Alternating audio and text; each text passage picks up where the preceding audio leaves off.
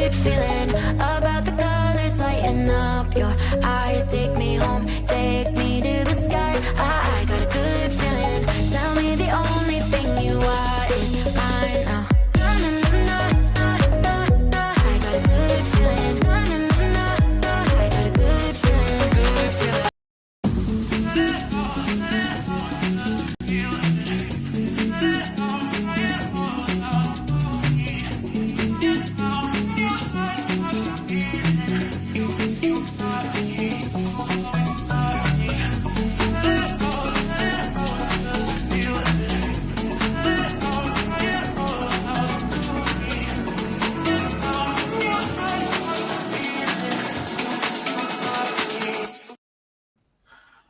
Hello everyone, welcome along.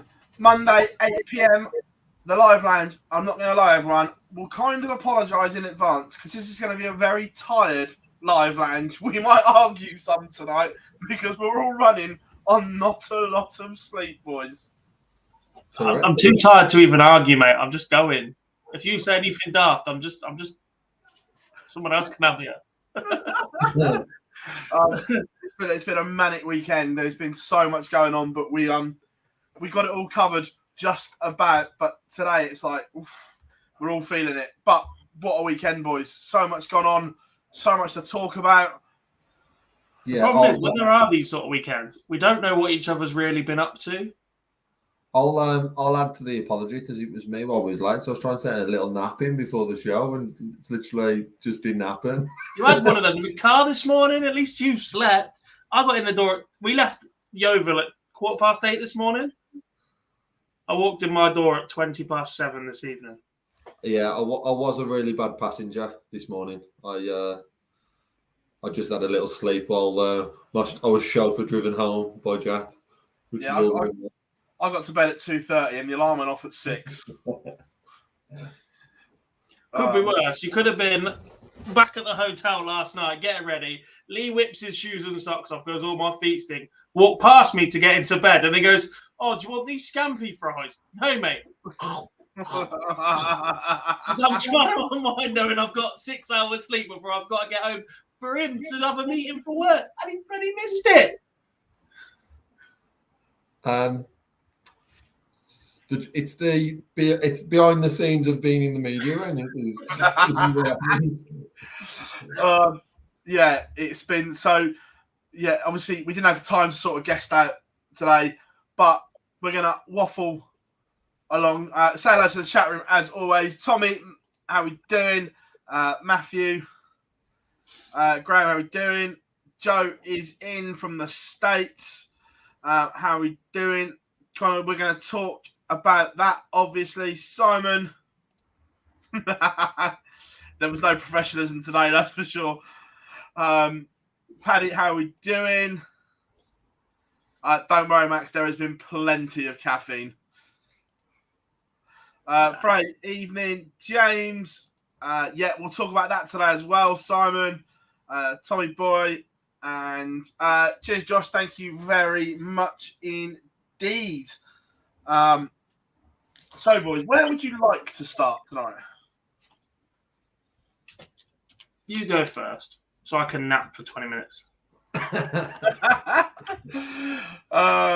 You tell us what happened in Hildesheim. Joe, how are we doing? Yeah, look, the race for the women's match play is done.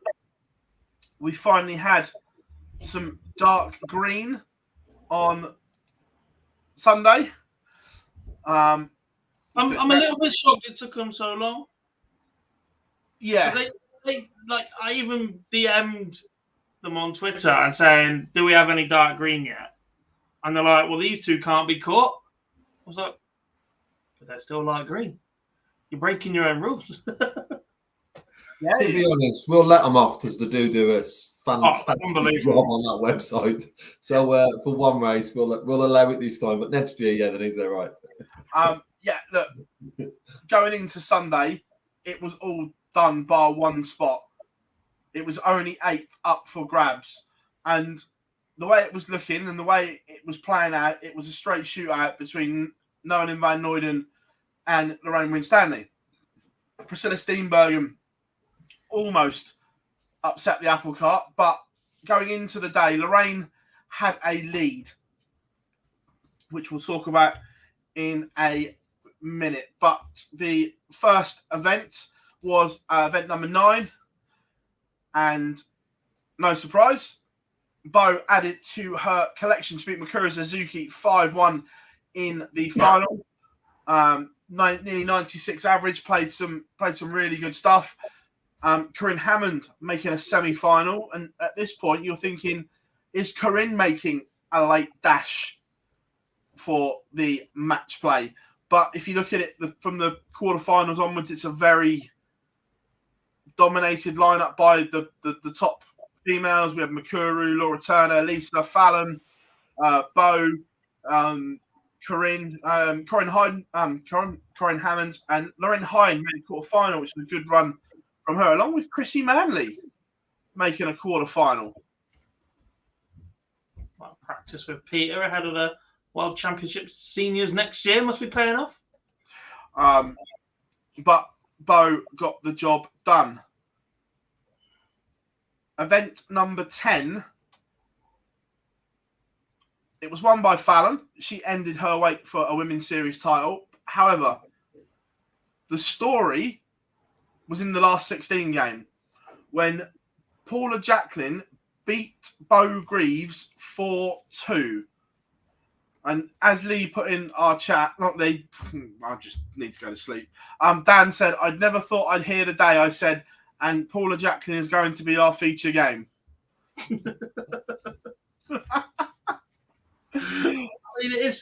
Paula Jacqueline was the easiest money those in the sport have ever made a couple of years ago. Oh, ridiculous. The easiest money. So they can go and knock out, not arguably, the best player in the world right now, who has a higher ceiling game than literally anything else we've possibly ever seen in the women's game. Big turnaround in a couple of years. Didn't back it up enough, but look, Paula can play. Look, there's a lot of comedy and whatever that goes around with the Jacquelines because of the way the BDO's been ran and various stories from down the line. But she can still play. She's won enough titles, whether or not the big players have been there every single time in the BDO/WDF system over the years to compete and contend. She just doesn't have an A game that can go and match these lot consistently enough. Yeah, but that was the shock in this one.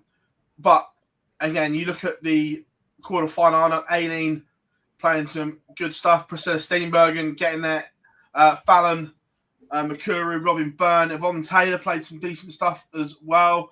But in the final, it was Fallon Sherrick who beat Robin Byrne. Look, Fallon, we know what she can do, but it's good to see Robin Byrne backing up that title that she won earlier on, and I think it was event 4, with another run to a final. Yeah, very, very impressive. I think that overall, to think where she's finished where she's seeded for the match play has just shown what an impressive sort of 12 months that Robin's had. And that's the flip of that. It's also leading into a TV event that Fallon's back to winning ways.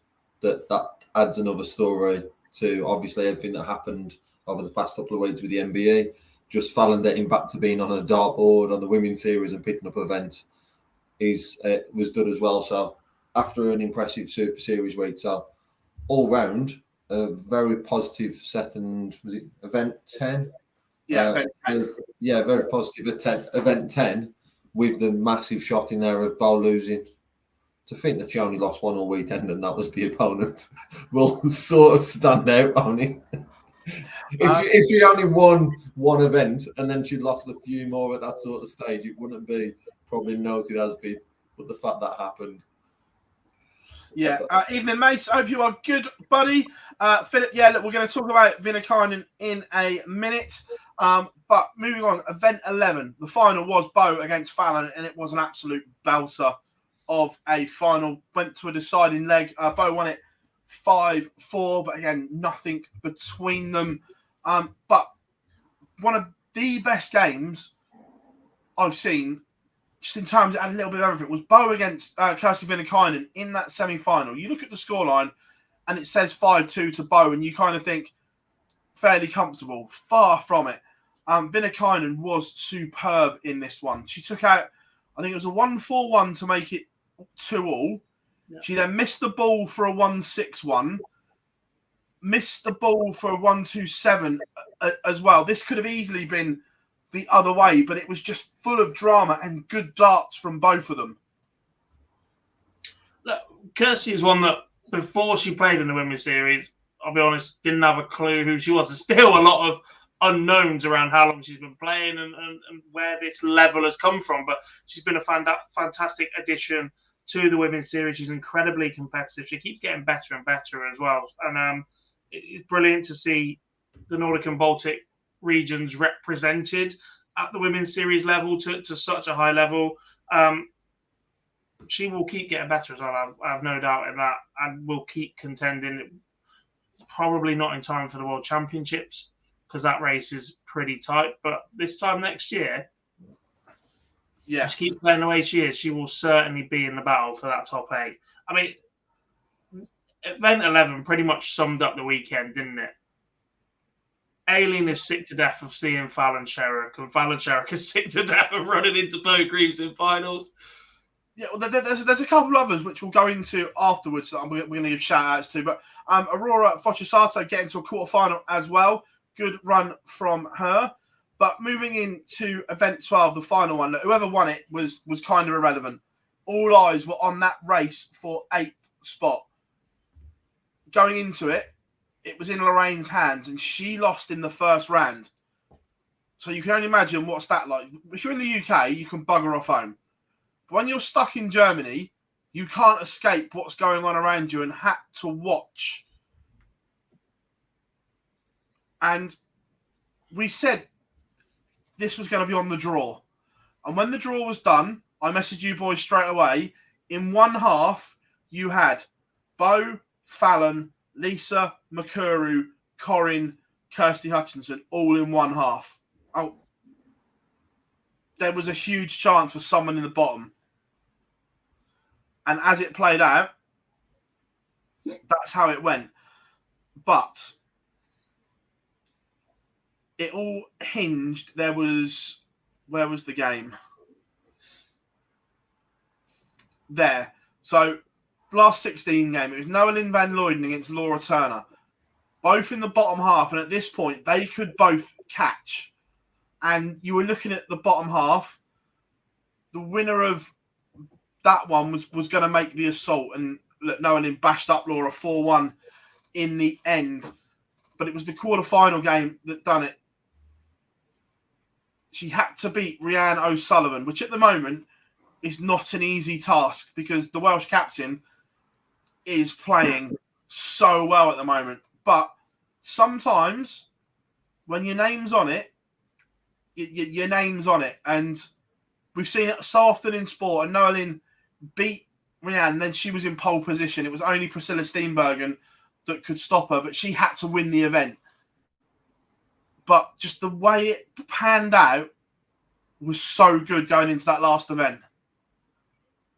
It was. I think what will be the most disappointing thing from Lorraine Winstanley's point that she missed out is that her and Noelyn were on the same board. If it's in your hands and you get that shot and you're beaten, I think you can take that step back. I'm just having a look at the numbers from Lorraine's game against Denise Cassidy now. She loses 4-3, deciding leg, was sat on 35 in that one. She lost the opening leg, she was sat on 25. So I think that means she's missed a dart or a ball. Yeah. And she lost leg 4, in which she was on the madhouse. Yeah, so she's been around the doubles. So she's been all around the place. So she's had chances there to beat Denise Cassidy. And then it would have been Winstanley versus Van Luyven in the next round. And I think if you lose at that point, A, you've gone around further, so it makes it more difficult. But B, it was in your hands. You've had that grass. And to not get that matchup when they were drawn on the same board will be a little bit frustrating. On the positive side, Chris Murphy said this while we were streaming yesterday, and he is 100% correct. If Sky do not go and snap up Lorraine Winstanley for coverage of this event, somebody there wants shooting. Because as gutted as she will be to miss out, for darts fans, if we get Lorraine Winstanley as a pundit or as a commentator, even if it's just for this session, we have gained. And as she's just excellent. She's so good. And I don't think we've heard anywhere near enough of her at the moment. I think the commentary that was at the late side, this needed to be followed up. The fact we haven't seen it at all is, and I'm totally on board. I get the point of pundit or commentary. I would definitely be down the route of Tom's 100%. Yes, if there's a slot where isn't it? Yeah, double up, then I would add then the punditry to it. But 100% should be in the commentary box. For the women's match play, 100% on board with that. Though. I don't see it. Turner will be a Sky pundit, Graham. Well, we presume so because she's worked in the past. But they've genuinely got a chance here to put on close to an all-female broadcast for some of it. I already know Corin's at Blackpool. Is she? Yeah. Doesn't mean you can add one more. Yeah. It won't be. They won't go all-female. Webby, they'll want Webby, Wayne, or Party involved as well. But they could go and make a real splash here for the sport. I get there's going to constantly be the argument of best people for the role, etc. But actually, to go and showcase right here for Sky, when women's sport is so high on their agenda, the people involved in women's sport right now, they could easily have a session where they go and call up Emma to host, Abby as comms, Lorraine as comms, Laura as comms, Corin as comms, and if you're desperate at that point because those four are all on comms, go and get Polly as your reporter, and they could literally run an all-female broadcast session. You could, but I don't. I think I it's don't already think they will. No. You will see one of the lead. But as a chance to showcase that. Oh yeah, no, I agree. It's just it won't happen. But so off of this, that we spoke about it on the stream and everyone was talking about it. So we have addressed it. Will Nolan be the first trans player to play on telly? I believe so. I'm not aware of any others. I'm not aware of any others. So I believe the World Championships, the WWF World Championships have been pushed back. Victoria Monaghan should have been. Yes. Yeah. So I believe she will be. But she plays Bo. Tough one. We'll talk about the draw in a minute. Especially as the last time they played each other was literally the final of the event, and she averaged 104 against her. She did average 104, but the flip of that as well is Noah Lynn already knows that she's through. And let's be honest, going into that last event, it was just let's qualify for Blackpool. It was nothing to do with winning the event. So, however, if she did have to win, Bo was pretty good, saving the best till last sort of for the weekend. No, it's more that they meet again. So you do all that work to meet again, and then you've got to go up against person. And the memory when you step up on that stage is the last time we played, you slapped the shit out of me. The one thing that did show as well is how the PDC have made a mistake this year, because we've just had a women's series, a full women's series where we've had a race to the match play, and we're not going to have the same for the match play in Blackpool because it stops at the Euro Tour. And for me, that is a massive loss that you're not having your Pro Tours pre-match play that don't go towards the match play towns. Yes, it's very close to the event, but still you should have that running there.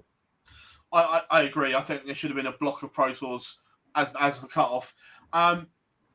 This time last week when we were previewing this, we said that, forgot her name, Kirsty Hutchinson had a fantastic block last time around, and this time the luck wasn't there. She played well.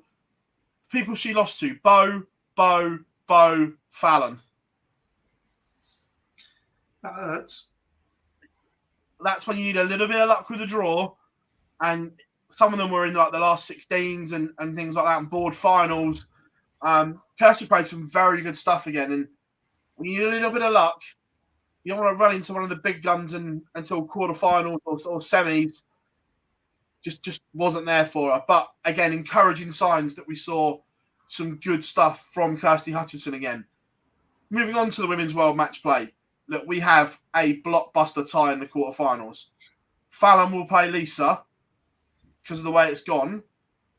And interestingly, everyone used to talk about Lisa having the mental edge over Fallon. Fallon beat Lisa twice on Sunday. Going into the match play, is that a good or a bad thing? Fallon, it's 100% a good thing. At the moment in games, there's one going one way and one going the other. Yes, not a huge trajectory, but for both players, one is slightly dipping and one is slightly increasing as the year's progressing. And that is only edging in favour of Fallon.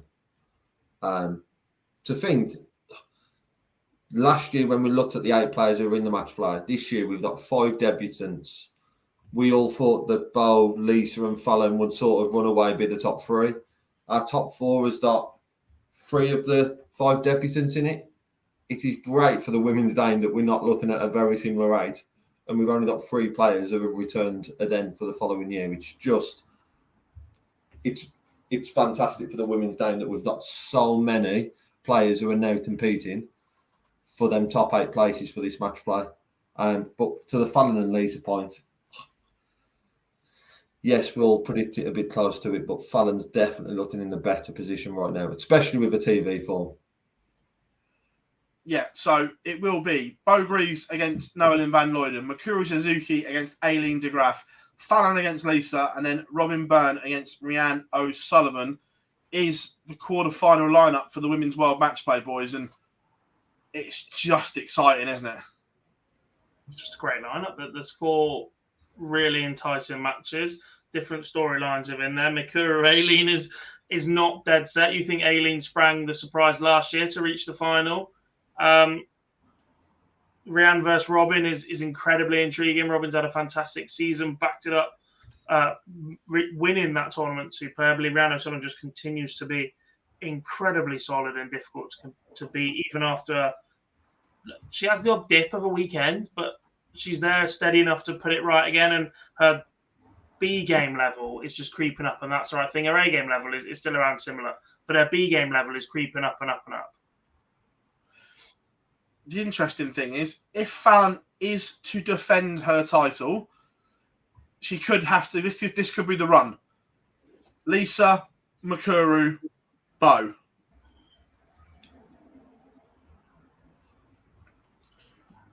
With form, it's probably hard to say in regards to that being a difficult run, but due to TV experience and the amount them 3 have won, that would be the toughest run to go on and lift the title. I think there will be a surprise or a shot sort of result. We saw that last year, and some of the games, as Jack just alluded to, are quite tight. But if that was the way that Fallon was to lift it, that would be an even bigger achievement than winning it last year as being the first event, I think. Yeah, it could be unreal. Look, Bo is seeding 1. I'm just seeing if they've priced it up yet. I think that's the only game. The Bo versus Noah is the only game where there is a clear favourite for me. Yeah. Not necessarily on the floor, given their form at the moment, but up on a TV stage, that's the only one where there is a clear favourite. There's an argument for both. Mikuru slightly stronger than Aileen, but you could definitely say after Aileen made the final last year, that experience, Mikuru not played there yet. Probably the only way I would look at it is, yes, Noelyn hasn't got that experience that Bo has on TV, but Bo's last TV experience being the World Championships didn't perform how she would like. It depends how she's reflected on that since, and if she's actually seen it as a positive, being at the Worlds for the first time, obviously reflecting back on how well she played at Lakeside. There is that unknown to Noelyn in regards to the TV aspect of it. So, as you said, there's a story in all of them, but it is set up perfectly for that Sunday afternoon. Right, so they have priced it up. Bo is favourite, 8-11. Don't think you can argue. Fallon 9-2. Mikuru 6-1. Lisa 10s. Rhiannon 16s. Aileen 25. Robin 33s and Noelyn 50.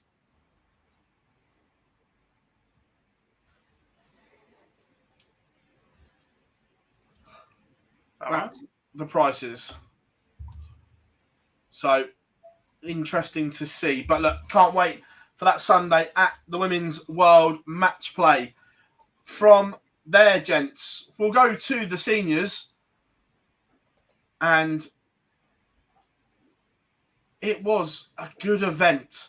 I watched a lot of it on the Saturday. Obviously wasn't there. Was there on the Sunday. But overall, boys, another successful seniors tournament. It was a great event. I think that it was... The standard just continued to get better. I think we had our first real shock result, an upset, given what we've seen on the senior stage so far from all the players. I think we've had our first real, for the past couple of events, there's been a case of first round you have a strong favourite and a perhaps not so strong player in some of the draws. And then we end up with two quite evenly matched players. You can make a case for either way as it goes on. I don't think there are many that were giving John Part a shot against Kevin Painter. No, I was impressed with John. I wasn't expecting that from him. Yeah, I think it was just we know what we're going to get from John Part in the sense of his finishing's always been a huge part of his game. What we probably didn't expect is for him to have the chances that he had, because Kevin's performance wasn't to the standard of what we've seen on the TV events at the seniors. You could probably say the floor event ends the final in the last one at Newbury. But 4 back-to-back 90-plus averages in that. Yeah, but the fact then that Painter was allowing him to have them chances just allowed, we knew then what Part would step in. Painter fighting back to then make it the store for a piece. You just tend to always think when anyone's behind and then they've leveled it back up, there's only going to be one winner. It's just, I think it's just human instinct. You always know, well, if that team's done back momentum, he's definitely the winner here. But then Part was just cleaning up his chances when he got those. And there was a lot of frustration from Painter that weirdly didn't disappear when he levelled it up, which normally, and then you see that joy from someone getting it back to level terms that they then push on. But with Painter, it just seemed to, he never seemed to be in the right mindset that he was still going to go on and win that game. It looked visibly like that on stage anyway. And I think that's the format. If this was at the World Championships and it's best of 5 in each set, first to 3, I think the comeback that Kev started to produce, he goes on to win this match. But even then, the benefit of having the throw in the final set and just picking off a leg immediately puts your opponent under so much pressure. At one, like, you cannot make another mistake if you lose the opening leg. Yeah. I think it was the first, I want to say 5, it may have been 4 legs of the sets. Kevin Painter won the first leg of all those. He definitely won them of the first 3, and Painter was 3-0, and Part was 3-0 up. Yeah. It was just showing that as much as Painter was then done starting the set, it was just dropping off. And as soon as Part had a chance, some of his clutch finishing from John Part was very, very good. And look, like you touched on there, the format is what makes it. And this is where the WDF fucked up by changing the Masters format. This is what creates drama and sporting moments. And it was just so good. Look, even the opening game, Mace against Trina. Trina, for the first 2 sets, was unbelievable. He was averaging 91 through 2.5 sets. Yeah, and look, it took a couple of unbelievable finishes from Mace. The 1-3-3 to get him back into it was superb, and look, he found a way. Where was the comment in there? I can't remember where it was. Josh, yeah, naughty little shirt from Mace. I like that. Very nice. Sorry, I didn't take a photo. I was like, no, we'll keep that one under wraps. But it was just so good to see Mace back up there and winning, but good to see Trina as well. Not sure about the boards beating him up, though. Murder on the dartboard.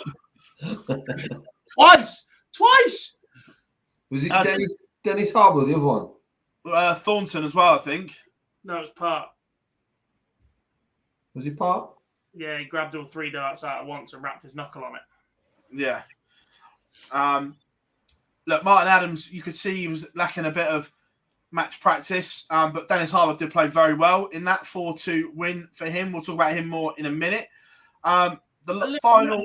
Martin isn't the quickest player in the world, but we'll talk about Dennis a lot more, but it's so difficult to get into a rhythm when you're playing against Dennis Harper. Yeah. And on the hottest stage, players were saying the hottest stage some of them have ever played on as well. Add that to it. Bob Anderson bowed out of competitive darts. You could see what it meant to him as well. Look, Richie Howson, I love Richie's a bit, but he was in a no-win situation there. He was playing the pantomime villain up there. Look, the fairy tale, everyone wanted Bob to win, but realistically, Bob didn't have the game to beat Richie. And I think everyone knew that deep down, even Bob. But the way the great Bob Anderson bowed out and the way he's gone about his business is an absolute legend and credit to the sport. He's been so dignified of it, and he's held it with such class as well. There's been funny little moments in there of comedy, of brilliance, and he is absolutely wrenching inside the fact he has to walk away and give this up again. Because if this had come 5 years earlier, or just giving him that little bit more of a chance to have a go, he knows that in his pomp he's competing, and I think that's the biggest thing to have to walk away from. Oh, yeah, he knew first. Let's first on Richie. Richie coming to the venue on Friday just to have a look around, and he was like, his first words he muttered was, "I can't win this weekend." He was like, he knew straight away that he was the pantomime villain coming Saturday. But for Bob, it was, for me personally, it's been a pleasure to see him return to the World Seniors.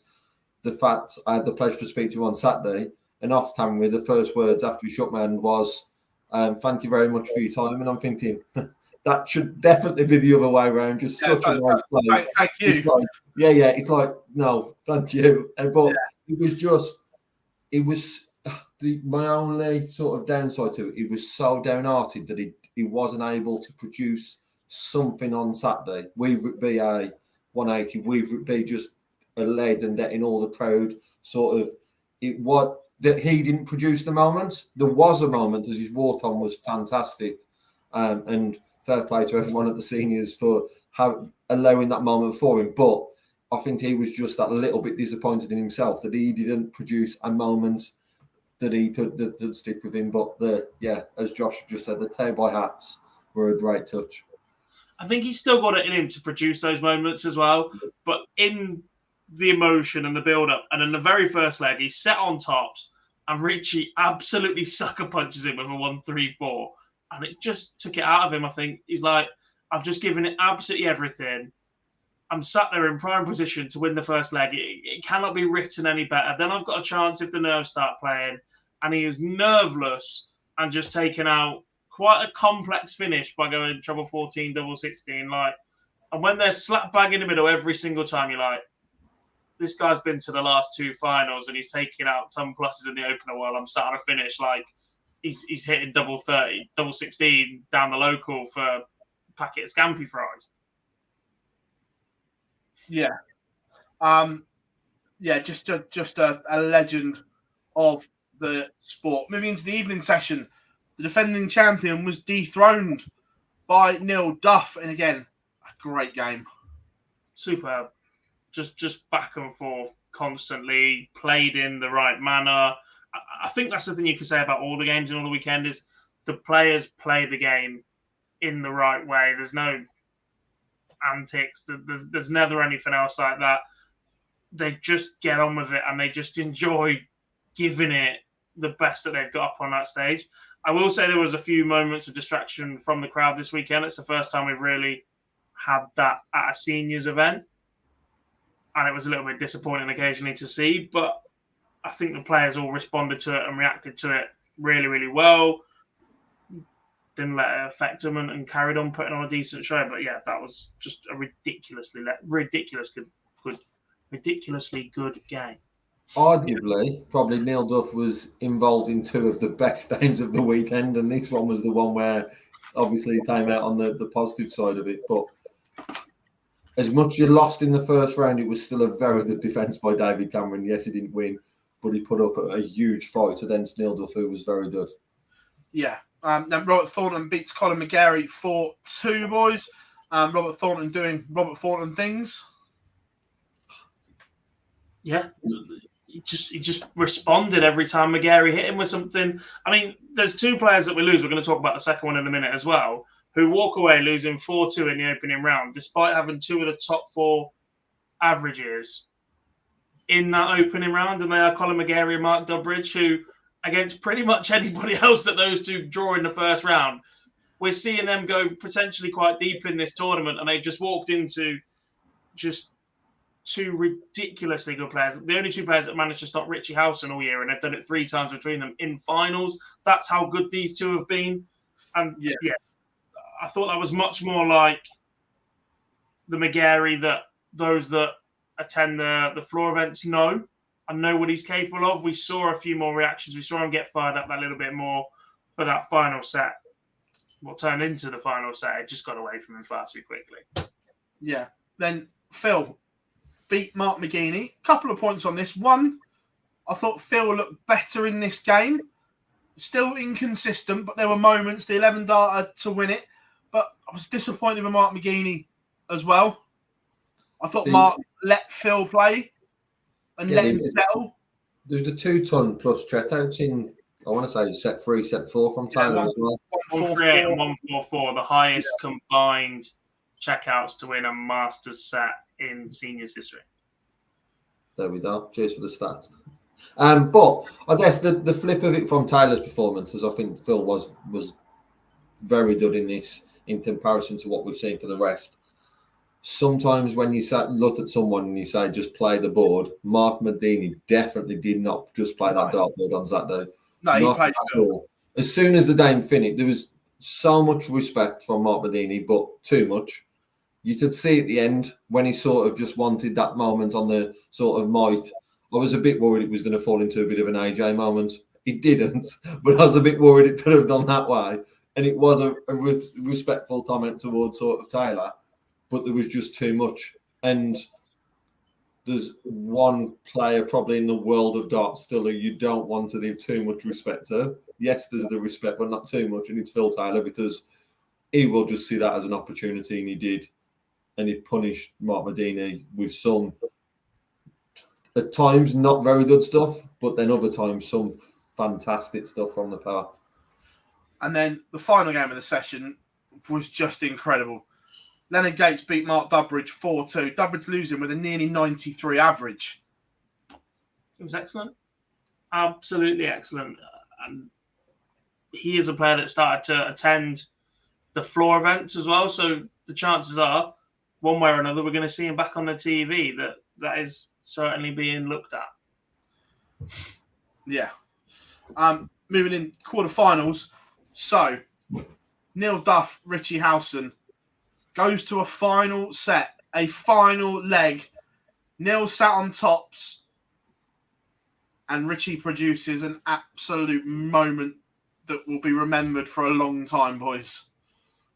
The 1-4-1 from Richie was just outstanding. And look, that moment while Duff's starting to finish, is absolutely outstanding. But Duff missed a big number to buy himself a match start, sets himself up. Richie takes out 101, I think it was. Yeah. Yeah. From that moment, Richie Howson was 7 from 7 on the outer ring, including 2 1-4-1s, one to save the match, one to win the match with his opponent sat on a finish. A 1-3-9, which is not easy. The 101 to save it. 7 from 7 on the outer ring. Yeah. He was having a real issue in that game with the first dart being sitting above the treble wire, and he started to score that little bit more and just find that 1 or 2 ton treble visit. But the finishing from that moment onwards was exceptional. And look, big fan of both. They're both great people, great players, get on really well with them both. But I'm so glad that Richie's had that moment up on stage now, because the amount of abuse I get from him for sharing the Martin Adams compilation from the first World Championship against him when he takes out 5 150 pluses against him on the day. Richie's had his own moment like that. He goes, I know exactly how Neil feels right now because it's happened to me already in this tour. Yeah. Then Dennis Harbour beats Phill Taylor.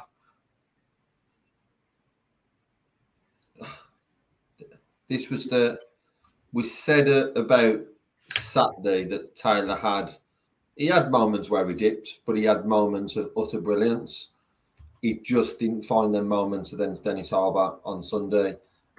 And again, because the pace is dictated by Dennis Harbour and there's nothing that the other player can do about it, Phill just wasn't able to find his game. And, Dennis is a qualifier. Very, very good weekend. And to get the win over his hero was a great win for Dennis Harbour. Yeah, completely. The thing that I guess in all the predictions and everyone sort of that we spoke to there, everyone in Tom's, it was all around that game. You knew that what Dennis Harbour was going to produce. You just didn't know what Phill Taylor was going to turn up.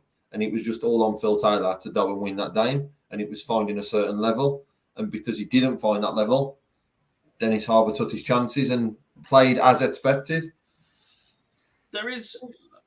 We say we know what level. That was the best performance we've seen from Dennis on TV as well, by the way. His other two matches that weekend, he averaged 85 against Phill, 91.4. If he chucks in the 85 against him, Phil's averaging 86.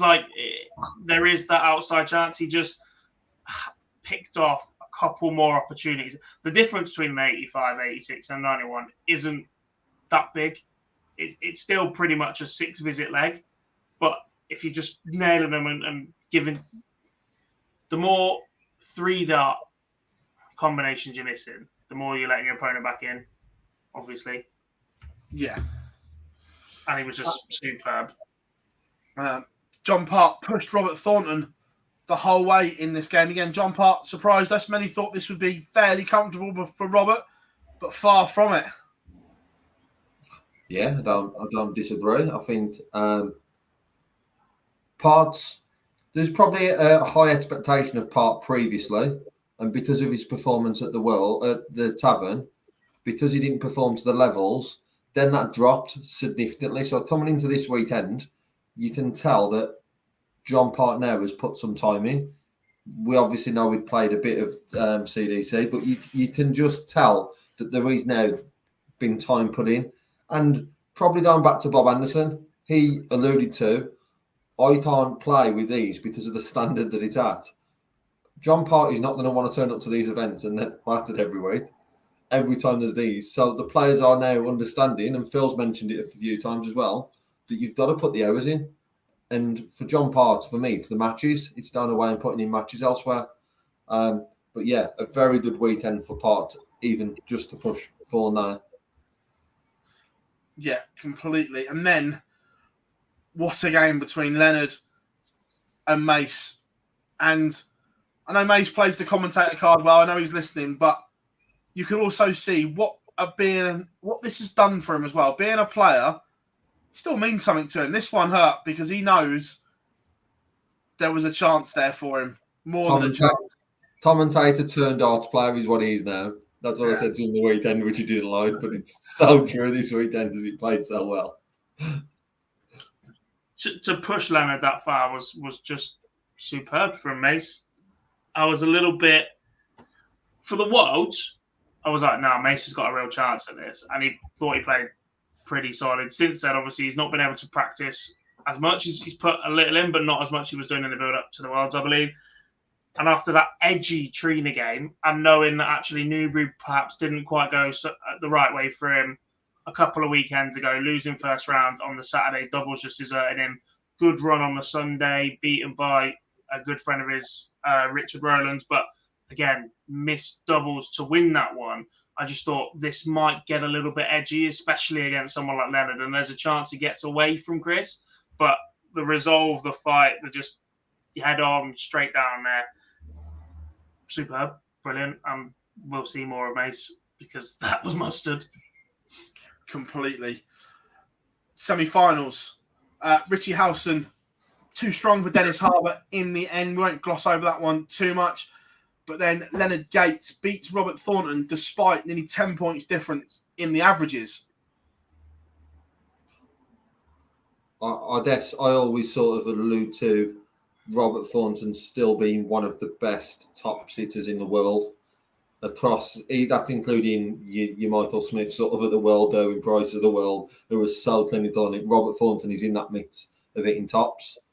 Apart from this game, the whole of the World Seniors is just, I haven't seen the stats of how many times he's hit tops, but it must be ridiculous.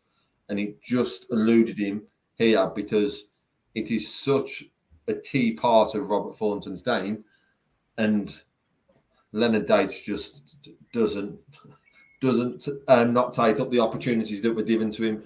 The 10 points is just all down to Robert Thornton outscoring him and not being able to clean up, and Leonard Dates being probably the best on the seniors right now at cleaning up any chances that are given. Yeah, just a great game. And then when he works him out, right? Yeah. When he works him out, yeah. When he knows what he's got to hit, he's fine. Then moving into the final, Richie Howson into his third final of the year against Leonard Gates, a repeat of champions. And again, it was heartbreak for Howson. Just got out of the gate too slow, and Leonard got in front at the breaks and just held him off.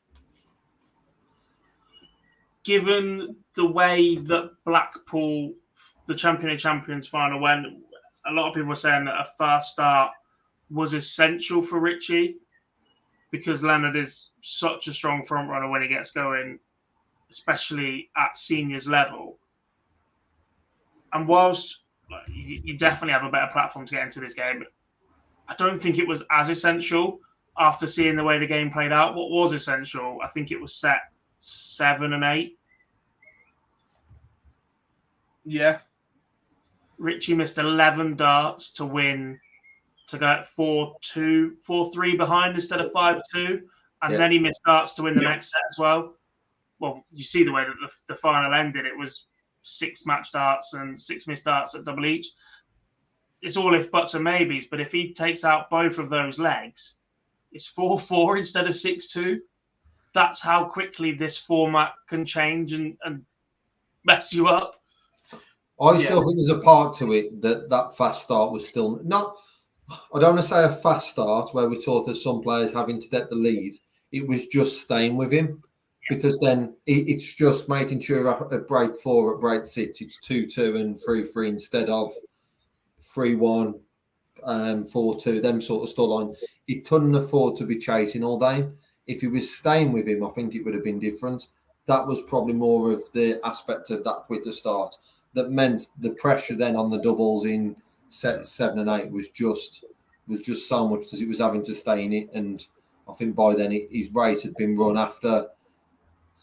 A lot's to be said about his semi-final win. Yes, he's going to be known across the weekend for his win against Neil Duff because of the manner of the win. But actually beating Dennis Harbour, who beat Martin Adams and Phill Taylor before then, and had a longer race to run in the semi-final, and it was 2 apiece, and then Richie Howson then won the next 3 and played very, very well. Arno won that stages. Again, it's unlucky loser in Richie Howson, but it's another fantastic weekend, 3 finals. The facts from sort of, if you don't follow darts religiously, you may not have known Richie Howson before the seniors. Now he's just getting to the latter stages of everything. Look, he's the blueprint for everyone to look at. If you're one of the big guns, then fair enough. But anyone outside that bracket, Richie is the blueprint of what the seniors can do to extend your career. I'll give you one. Well, Neil mentioned it in his interview before playing Richie, saying, I want to be the next Richie Howson. And this is someone who's won a world champion. He's a reigning world champion. He's like, I want to be this guy. Yeah, which I don't think he's going to get any bit of praise this weekend from what anyone else says to him because of what Richie's done on the seniors. He's as good as booked his place in most events for probably the next year just because of how he's done. It's just hard luck that he just can't find that way in the final. Or that's all the flip of it. He just keeps running into either Leonard Dates or Robert Thornton, who are 2 top-class players. Yeah, we've got a couple of clips. We'll play the clip from Richie first of all. Massively. You just keep thinking you can't keep getting to finals. There's so many good players there, but you've just got to take it each tournament at a time, each game at a time. Try and do your best, and hopefully one day it comes yours. Going into the final, obviously it's a clean slate, but when you go in at those breaks behind, do you think, here we go again? Not really, because as much as sometimes on stage I might look like I'm a bit dishevelled and my shoulders go down, I never ever give up, and I think I proved that against Neil in the quarterfinals. You've got to keep plugging away right till the end there, and but no, I never think it's really done, not until it's almost over. Up on that stage, Helen with some unbelievable words, Leonard with some unbelievable words. What does that mean to you when you hear your peers saying that? Yeah, no, that's great. It's very humbling to have people say things like that to you. It's hard to take when you've just lost a final, and it's hard to look happy in that, but yeah, I'll be really happy tomorrow. He's an incredible man, isn't he? I love him. I got so much time for all the Housens. Yeah, that was Richie, and this is Leonard, and he's firing a few shots. Yes, definitely. I love hat tricks.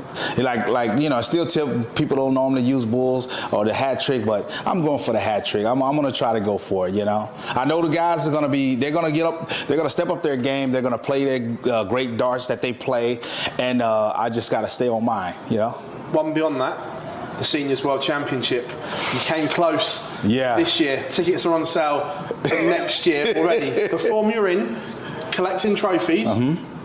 Are you one of the favourites now to be a Senior World Champion, do you feel?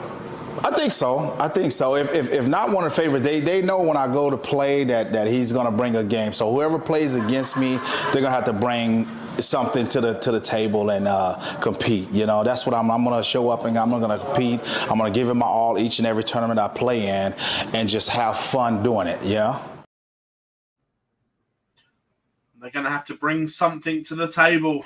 I like it, Leonard. I mean, he's not wrong. I'm just trying to have a look who else it was. To be honest, he's been a great addition to the seniors, and fair play for Leonard for waiting as well this time on the trophy lift. And it wasn't a Blackpool one. We'll give him praise for that. Helen read the right act. Do not touch the trophy.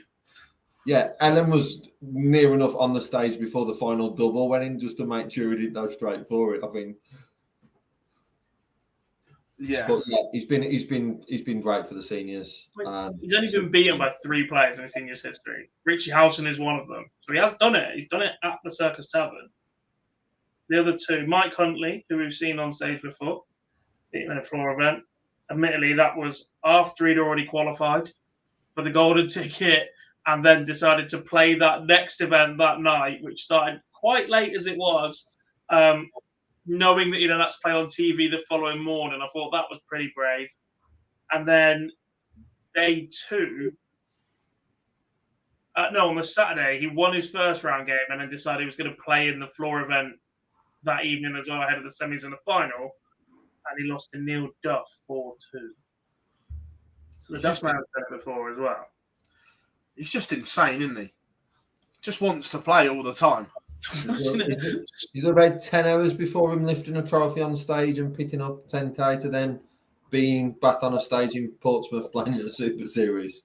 It's not very often you see someone don't lift a trophy and then be back in an event up until the weekend behind closed doors, just putting in some good darts. And he's done that twice this year. He lifted the trophy in Blackpool. He was asleep in Phil's car on the way down, and then he's done it again here. Yeah, we'll touch on the Super Series in a minute because it was an unbelievable day. But all eyes turn to Blackpool again because this weekend is the conclusion to the men's race to the Winter Gardens. The Euro Tour in Trier is the cut-off, boys. So this time next week, we will know the 32 players that are heading to the Empress Ballroom. We will, and it's so much easier to look at on darts rankings now. They've added the final event money in. Yep, that's what I've done. How far everybody's got to get. Who was actually in this event? Superb. Right. Before we look at who's in and who's out, where on that 16 is safe? Where are you calling it? I'm not moving from the other week. Steve Beaton is safe. I think he only added £500 from the last time, but I think Steve Beaton's fine. There's got to be 4 of the players outside. 3 of the players, yeah. So It's got to no, be one from outside and High Braxton Dolan. I don't think Beaton's safe. to get to a quarter final.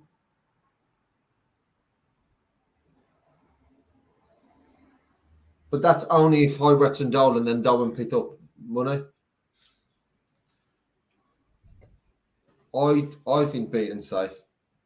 I think it's for 15 and 16.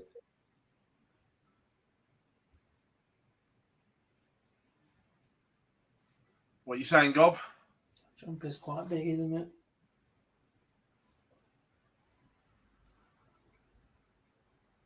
I guess one part of it. Are we aware of anyone dropping out this weekend?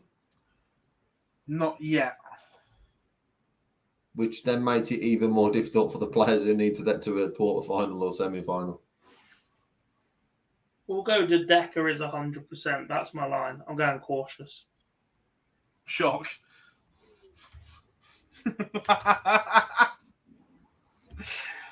I think I'm going one below. I think Barney's safe. I think Beaton will play as well. I think Barney. I think Beaton will get there, but I don't think he's safe yet. The fact he's not there, and he can't do anything. Which is so wrong. Everyone should have a chance on the last day before qualification. Yeah. The other one is Ross Smith and James Wade.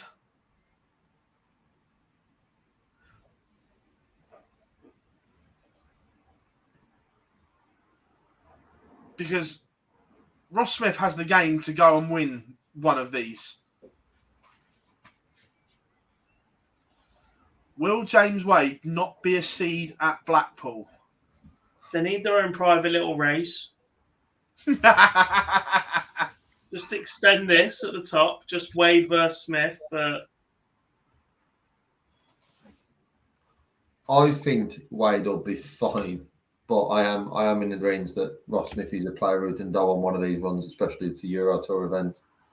But I do think that Wade will just secure his 16th place. It's going to be interesting. Josh, no, this won't be Ross Smith's debut at the Matchplay. Played in 2021. I didn't win a game there, but who did he lose to? Lost 10-8 to Rob Cross. But that's an interesting little dynamic to it as well. I'm just looking. If Wade were to drop out, where does he fall on the... He's about 12th, I think. 11th or 12th? Yeah, he's falls 12. Yeah. Safe. Just with inside Dobbs' place of being safe with the net terrain. I think I've had a little look before we gave his prediction. How we doing, John? Hope you are good, buddy. Sneaking into the chat room there. Right. So, who do you think makes the match play? Is it the 16 that are there? Does one of the others jump in? What do you think? And chat room, get involved with this as well. How we doing, Rob? Hope you're good.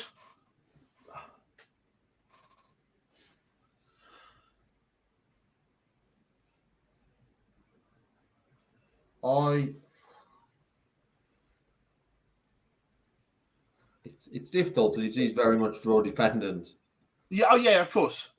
But I could see William Altona sneaking in.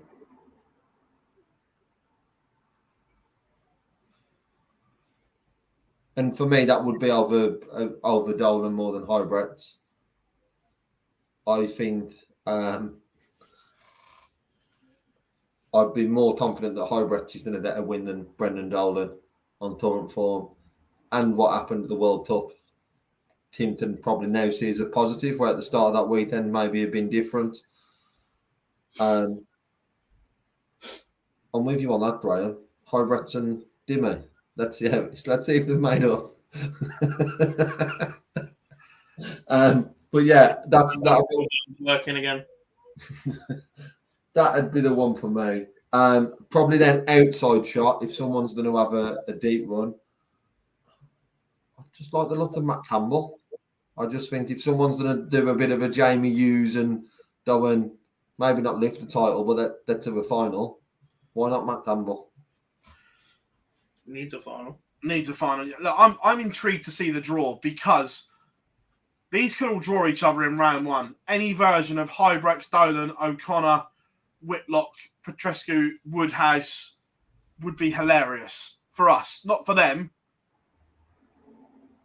I think Hybrex and Dolan would like to see a O'Connor Whitlock sort of first round, because them players, yes, it would mean that one's definitely in the second round, but it would mean that they're definitely gone. So I would more intriguing for that. I'd like to see Kim or Brendan at one of them. So who's making it and who's not?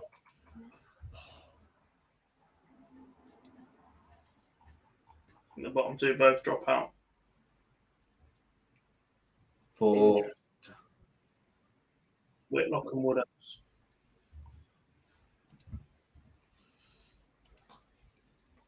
just 16 and 17 flip.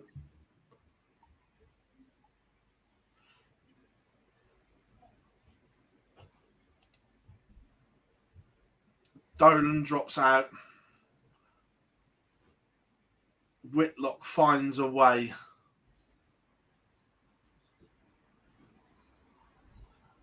However, I agree with you, Boycey, that Matt Campbell has it in the locker to make a final. And if someone's going to do that, then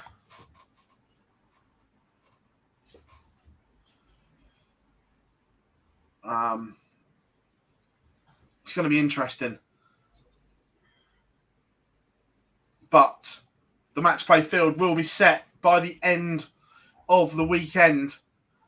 Apart from Wade and Smith, I don't think there can be any other changes in that 16, can there? Like as in the seeds. Well, they've got to be within 25 grand of each other. 30. Well, De Souza could get They to can Wade. swap around, but Yeah, but as in Jose could jump in. Is Jose there? Yeah. yes, he is. I'm still not convinced Jim Williams goes. Josh, I don't know where the reserve list is, mate.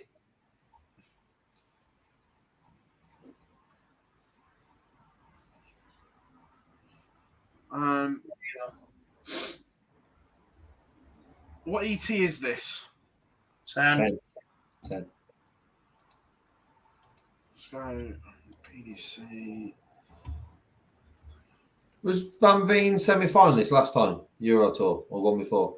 He had a good run. I can't remember if he was semi-finalist, but he had. Coming soon, archived. He would need to win it, but Associate member. Host nation. Challenge tour. Was this one of the ones that was done ages ago by any chance?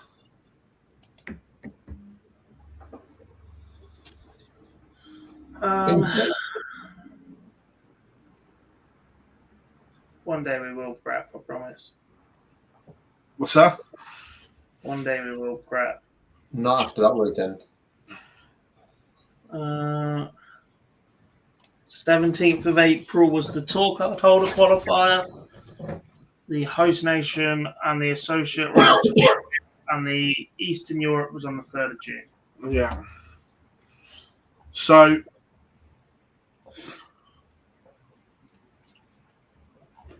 how's the reserve list done now? Because I lose track. Is it average of player who loses in the last match? 48. So, if that case, Kevin Benes? Ian White, Rusty Jake, Ian Benes. Kevin Burness. Kevin Benes. What's Ian Benes? That'll be the three: Ian White, Rusty, and Kevin Burness on the averages. So, no, not really. No one's in match play contention that is on that reserve list. But I can't wait for Blackpool. It's now on the horizon. It's now on the horizon. Because you two going to Blackpool means I'm off to the cricket on the Saturday. Cricket, darts. I know which one I'd rather have. 100%. An all-day piss-up, please. I've never drank for over a year, so that doesn't affect me. You're old. And equally, you can't really have an argument to then start and then say all day piss up. Yes, I know we don't drink them in media, but normally the people at the darts are the ones who are on the all day piss up. Okay, all-day piss-up outside. Harry, we've starred your question, mate. We'll come on to that a little bit later on. But yeah, so that's that one. Of the last 48 losers, I don't know. Yeah, Barney beat the match play. Barney's there. Barney's there. Gary Anderson's there. It's going to be great. I tell you what, though, when that draw happens, all those seeds are just wanting to avoid one name. 2. In brackets, but one in particular. Look, Josh is a fabulous player, but he hasn't done it consistently on a stage yet.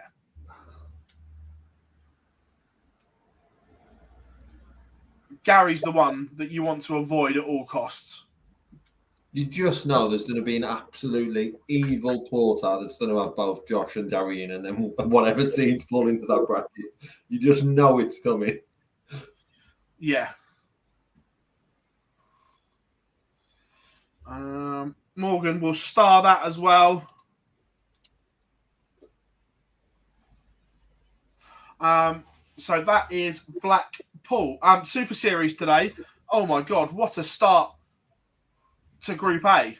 Unbelievable today.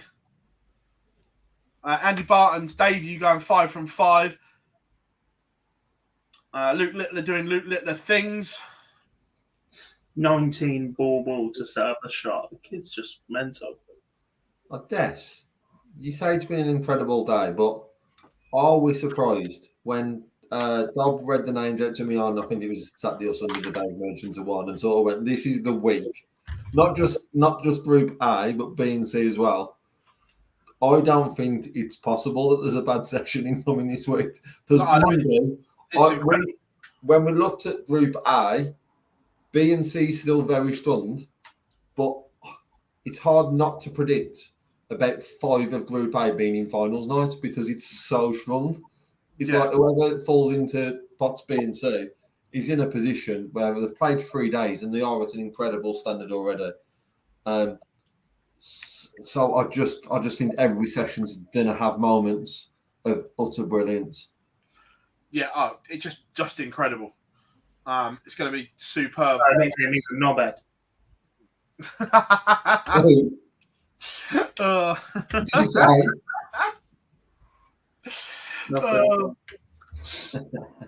So that's that. That's the race for the match play. There was some WDF stuff this weekend, but didn't see any of it. Was it Hungary or someone? I'm sure I saw on Twitter someone won some events. Oh, the Europe Cup youth pairs. What? However, there was a WDF statement 6-7 weeks ago now 4 days. saying there will be an announcement by the end of June. Boyce, you're the one that likes to predict announcements. Have we got a... I obviously working at the seniors, but listening in on Saturday and Sunday. I don't think I need to say anything because I know Neil had a few words to say about it on stream. I don't see one incoming in the next 4 days. Unless it's another announcement of a non-announcement that there's another deadline. Because I don't want to say no, there won't be one. And then there's one coming out saying we've moved that date to the end of July. But they tend to go with the approach that silence is bliss. So I wouldn't be surprised if we don't hear nothing by... Is it Friday? But the end of June, the deadline that was set in that statement. So I would be surprised if it's not by then. But on a slightly separate note, I've just mentioned Neil on the stream on Sunday. How many people in total, and is that the highest number of guests that you've had on one stream on Sunday? Literally, it was a conveyor belt. As soon as one of them walked in, I'm like, sit there for 5. I had 2 earpieces in, one that's running the toms of the World Seniors, one that's running you on the Women's Series. I heard Chris Murphy coming through both because he'd come off the toms to go on the stream. And because my stream, I was watching it, was a little bit delayed, I'm hearing him on both. Yeah, we had a double up of Murph. Yeah, we had... I got some good ones in as well. We had Matt and Smithy from Security. They made their stream debuts. Did they? Yeah. Oh, I didn't see that. Love that pair, but they don't know a lot about darts. Smithy sat there and was like, "We live, people watching?" I was like, "Yeah, Smithy." He's like, "Oh, hello, everyone." Then we had a little bit of Duzzer, a little bit of Murph, bit of Neil. It was like literally conveyor belt. I was like, "Sit down." I tried to get Jules on, but she wasn't having it. No. And that is the seniors team. It was literally get to know the team. I tried to get Tungsten Time on, but he was nowhere to be seen. Walking up and down his little corridor. He's too busy getting his bow tie ready for the final. As always on finals day. But yeah, that was that. There will be some big news towards the end of the week in darts. Spoiler alert. You'll all find out. You boys know.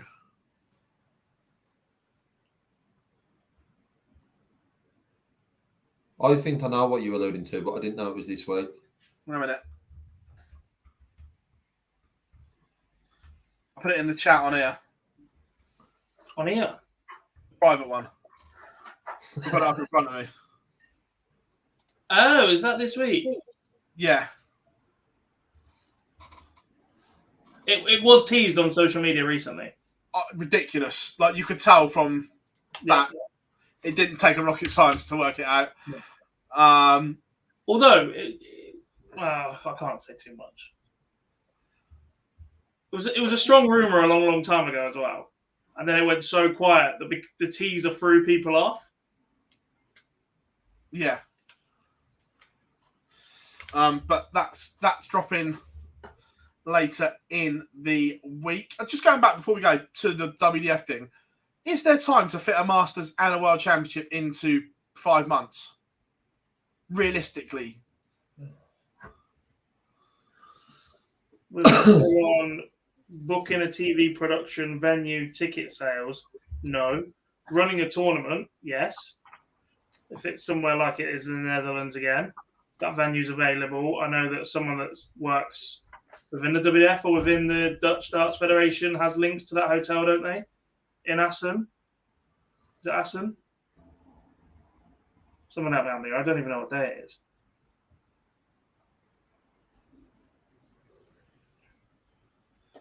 Well, I guess from a ticket sales perspective, if what they're putting out on social media, ticket sales are doing very well for the World Championship, so they can focus their attention on ticket sales for the Masters if they've got an event up and running. It's just where and when that takes place. Yeah. The ADC Vault Finals this week. Is it coming up? I saw on social that this round of vaults are coming towards an end, so we'll. But they were releasing new ones last week, weren't they? So it can't be far away. Yeah, because we have one here in Andover now.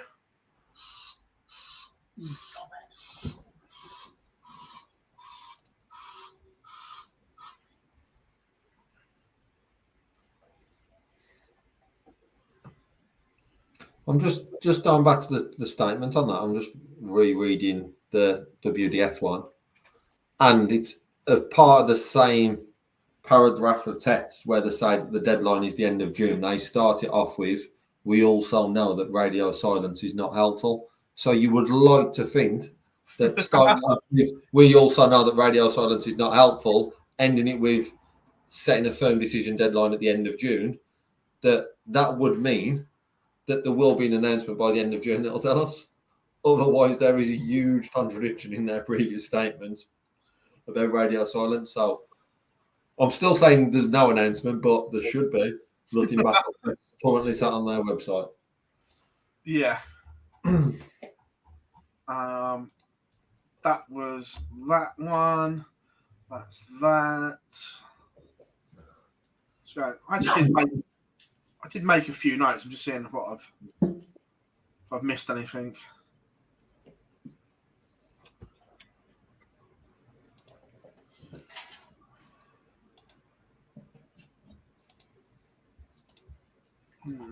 Don't think so. So was there anything else this week? No. Don't think so.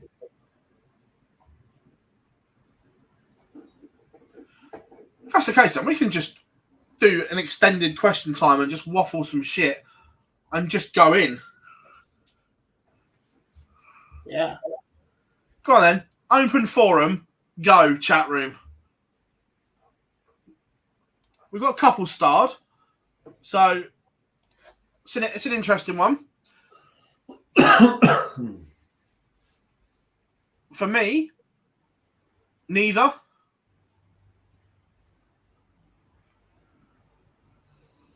For me, one of them is still got potential.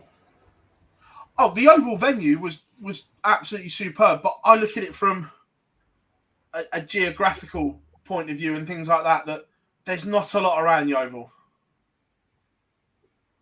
No, there's not. And I think there was a huge clash this weekend with that part of the tunnel. That's exactly it. And I'm not saying, just on that, I'm not saying that means that room would have been full, but there would have been more.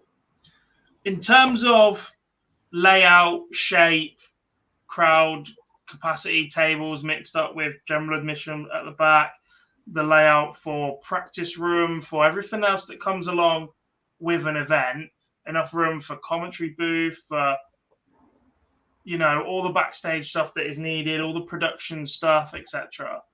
It was brilliant, absolutely fantastic. The one thing that, with hindsight, is you don't go up against Glastonbury. It's just too big in that area. Somerset is a massive darting county in terms of leagues and county and at that level. And Lakeside's a no. It just won't happen. And this isn't a dig because the WDF used it or anything, because we used it for the thing. It is just past its best in terms of hosting a big event that is needed for everything for the event to run, in terms of location, parking, on-site facilities, internet facilities, and everything like that. It is just past its date. It will always be one of the iconic venues for darts, but it belongs in the past. Yeah, it's got to move slightly. There's been iconic and still adapting small changes to a venue to be able to continue using that venue. And Lakeside just hasn't done that at all. From a player perspective, I understand why you want to go and play at Lakeside if you haven't. But generally just isn't a venue that I feel should be used for big TV events. Maybe exhibitions, maybe you could use it for them sort of nights because obviously players want to go there and people will pay to see these top players. But for a big TV event, it should be a no for me. I think the other issue with it is tinged with the fact that it still is the home of the WF and BDO, and for so many years it was so prosperous. But it was also the home when the downfall happened, when they started losing crowd, when they started losing attendances, when they were putting on not so good shows. When the management of that organisation went into massive decline. Yeah, agreed. And it is tinged with that. The same way that the BDO name, whatever happened to it when Des Jacklin took over, etc., that was a poison chalice. I'm not saying Des did all the right things. I'm not saying he did all the wrong things. There's definitely a combination of both. You can argue what percentage split that is in our own time, but just being associated with the name BDO at that point was a difficult enough task. It needed a complete rebrand that just didn't come, and the final nails were hammered into the coffin. So I just don't think it works in terms of needing everything. Will I be going to Lakeside? One of us, as an organisation, we will cover Lakeside, but it falls in a massively busy time for us as a team because it's straight after the Players' Championships. So you've got that, you've got the build up to the PDC Worlds, a whole host of exhibitions going on where we go and get all of our pre-Worlds content for the PDC as well as that. So, look, the three of us, between us all, we will have it covered. I just don't know whether it will be me there all the time or a few of us swapping around, but we'll have it covered one way or another. As always. What was the other starred question? Just going back to that now. Do you think there needs to be a major between July and October just because of the big gap between them? I don't know if there needs to be another major, but I've said this for a while that I think the calendar needs levelling out a little bit. Which I guess, but part of that is probably that August tends to be the sort of 6 weeks holidays for the majority of the players. Not your top ones who are doing the World Series, but it tends to be your sort of stall holiday time off. To then have one drop in September when it's there sort of timed off in the calendar for the majority of the pros probably wouldn't fit right. But if there is to be a switch in how the calendar works and that break wasn't to fall there, then of course, yeah, why not? I'm more conscious of the start of the year than now the end of the year because you only have the UK Open. Yeah. That's my worry more than the others. Pre-July is a bigger concern than post-July. Yeah, I just think they need to balance out the Pro Tours and Euro Tours more evenly for me. What was it, 4 or 5 Euro Tours on the bounce? And if you didn't qualify for them, I know John's in the chat room and he's spoken about this openly, and he's not the only one, that gap for players that didn't qualify for the Euro Tour was too big. There's issues with it all around. Because you had that big gap. Plus then you've got the fact that 9 out of 13 Euro Tours are played during the Premier League. And whilst I know that the players in that Premier League are in a privileged position to be there, running themselves into the ground. Well, we saw some of them take Euro Tours off during the Premier League, didn't we? Yeah. So that I just think there needs to be a more of a balance to the calendar. But putting another one in, I'm not sure, which sort of goes off Graham's question. He said, why did they get rid of the Champions League, the BBC event? Basically, the tournament was created to put darts on the BBC. And after was it 3-4 years, however it ran, that the BBC didn't renew the contract, or PDC didn't renew with the BBC or whatever, so there was no need for it to continue. But off of that, we got asked a couple of weeks ago what happened to the belt. I can confirm that the belt is still in Holland with the last winner. Michael still has the Champions League belt. Child.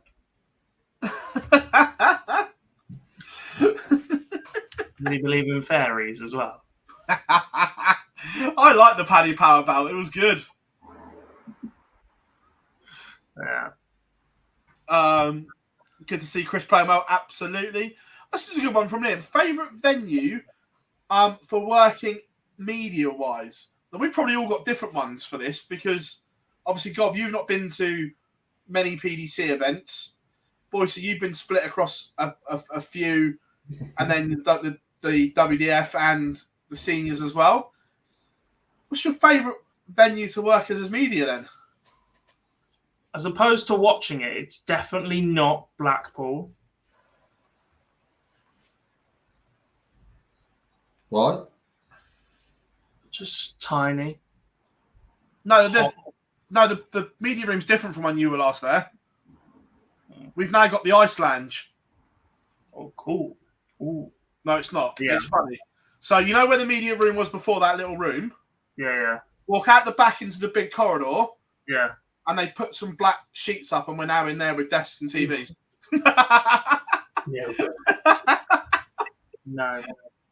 You're gonna say Aldersley, aren't you, because of the boardroom and the comfy chairs? No, that's just a gimmick. Don't get me wrong, the boardroom and the comfy chairs are nice, but it's not practical. I only did one day. I was lighted a little tid just spinning around in my chair. Honestly, the boardroom is good, but it's not great because the media's at the end and everyone's still talking, so there's a lot of background noise and stuff like that. I'm trying to think what really works. What 100% worked this year and didn't this year compared to last year. This year, you know where I'm down with this was the tavern. The tavern. The tavern. We were in the arena on the Yeah. top tier, set right to the side. We could see everything. We were out the way of everyone. The first year being at the tavern, we were positioned slightly differently. Obviously, due to the seniors getting used to it, we ended up being on the stage, but behind the dartboard. So we was literally where you see the paper disappear from the markers. That was landing by us. That was our sort of landing at Lee's feet. That has now moved to around the side, and from a media perspective, that was great because sometimes you're in a media room and just watching it on TV. Obviously, and you're not out in the venue as much. Which one? Oh, I love one for me. Quite easy, I think. Milton Keynes over the balcony. Nah. Too loud for interviews, I think. Too loud. I've got too much editing to do. Yeah, but I went on interview duty that weekend. So yeah. If I was, then maybe not. Yeah, Tavern's right. Tavern this year, the configuration for Tavern right up there for me. The first year, it's a good job we weren't epileptic as well. Yeah. Sat behind there with that strobe light going off every 5 minutes. In terms of internet speed, Hull was fantastic. Hull was good. I suppose they got their own Wi-Fi up there, haven't they? So it was just, this is rapid. Are we looking too far back as well? Because what a spot we had this weekend, Rob. Yeah. That was a great spot. There was only room for two, but that was a great spot. So, we left Phill in a room backstage somewhere. For me, the you two... didn't have the aircon, but we had the better view. The two that work in terms for media, but these venues are built for these kind of events, is the O2 and the Mercedes-Benz Arena. Yeah. In terms of just media, because these arenas are purpose-built for big events like that, so they're perfect, but lose a bit of character. What do you think of Ali Pali? It's okay. If you were over there for 3 or 4 days, would it be better then because the fact you spend 16 days looking at the same walls? Yeah, if you were just there for a weekend, it would be perfectly fine. But like you say, because you're there for 3 weeks, by the end of it, you are going around a twist. Yeah. It's not Nottingham, Matthew, because you are effectively just in one of the dressing rooms backstage. The same, man. We'll come down to them at one in a minute. I like this. Yeah, John says, we're going back to the point, honestly, so hard to pick up my own. Yeah, I completely agree. You should challenge people to some money matches and then throw a bottle at the board when you're about to play the final. I saw that at the pool. What do you think of ITV coverage of the darts when their contract? I believe there's a new deal in place for ITV, and it's that point of it. It's great that free-to-air darts is on ITV, and that's a must for the sport. It's great that it's on Sky, but getting it to a bigger region, having it on ITV is huge. Do I think they could update some of their bits? Yes. I think some of their graphics are dated and they've been around for a long time. But that's picking holes. But look, Mace is one of the best broadcasters in the game. I'm not just saying that because he's in the chat room and he's a friend. It's a fact that he is. So in terms of that, they've got it nailed on. Jackie's very good. I'd just like to see something a little bit new with ITV because I still see a lot of the graphics the same as they were 5-6 years ago. Add into that live coverage. Yeah, that's different. I think World Series is a different conversation to have around. Yeah, the UK based the Masters, the UK, the players. I think will be reasonable to good broadcasts. The World Series is aimed at UK. Yeah, but if we're talking about ITV as a whole, I think that's a big one. I understand it with the American ones. I can understand that sort of, but some of the other ones when they're delayed and it's like 2 hours in, it makes no sense. Yeah.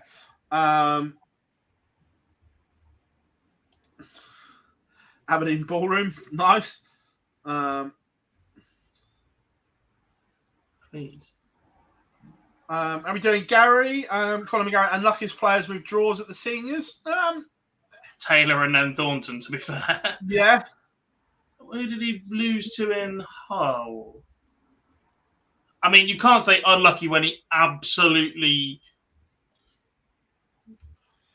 I don't even know how to politely put it, but it was not very pleasant what he did to Peter Everson. No. It was probably slightly less garish than what Peter Everson did to his wife at the end of the walk-on. Yeah. Yeah, look, I would like to see the World Series events live. I think everyone would. Painter 8-5. He beat Della and then Everson. Here's one from Josh. One player you'd like to see in the seniors?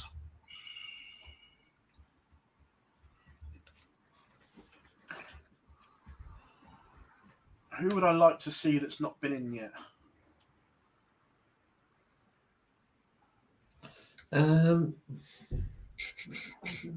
He's old enough, but he can't play. I'd love to see Gary.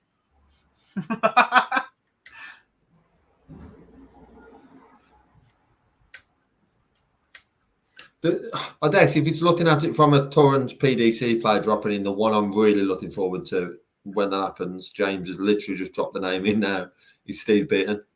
I think that'll be a great addition to the seniors. Tom Whitlock for me, I think.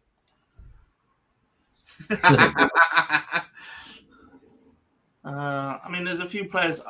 I think the easy answer right here, right now, is for one World Championship appearance, I'd love to see Wayne Mardle. Yeah. And I think there's the biggest comment is, when's Mardle playing? When you announcing Mardle, and Wayne just does not want to compete. No, agreed. I could see King giving it a go. Yeah. Burnett next year. I don't think he's going to retain his tour card. Needs to get to the World, doesn't he? Yeah. Who else could we see in there? Steve West is 48. I still think he's got the game to get back on tour once he gets his hip operation done. Colin Lloyd, great shout.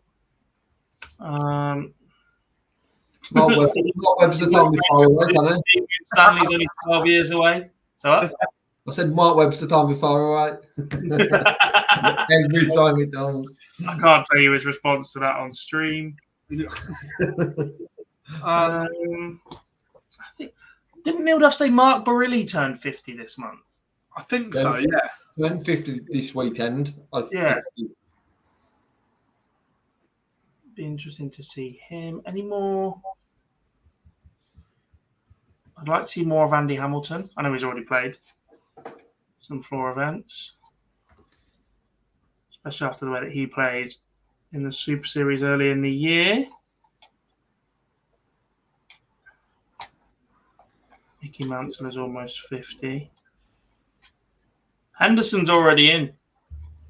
That was announced a few weeks ago. May only be for one. He'll be playing in the match tournament though. Yep. But yeah. Ever been to the Barnsley Dome? Absolutely. I've not, and it's literally the closest Pro Tour venue to my house. Every time I ever played Dev Tour, it was in Wigan. I went to Dev Tour at Barnsley. No, I went Wigan. Trek. Yeah. Premier League, it's the O2 or Mercedes-Benz. Here's one as well. The after parties are at Trilogy at the Matchplay. Yes, Matt. It has been released now with all the names on. It will be a lot of fun. This one will get Gob talking.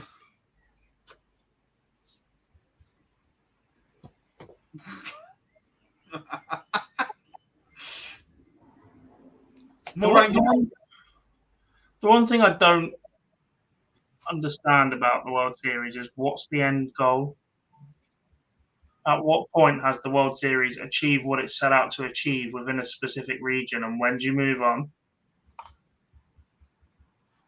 Are we always just going to have a World Series event in Australia and acknowledge the fact it's too far away from where the rest of civilization play darts, so therefore you can have 2 events a year and we'll put them on at a TV time completely different to everyone else in the world? Yeah, pretty much. But at what point is that not? Because the bottom line of the World Series is to grow the game of darts. Doing the same thing over and over again in Australia and New Zealand is growing jack shit. It stayed at the same level for a decade. And every time it does grow a player, they pick up a tour card and go from the Australian game anyway.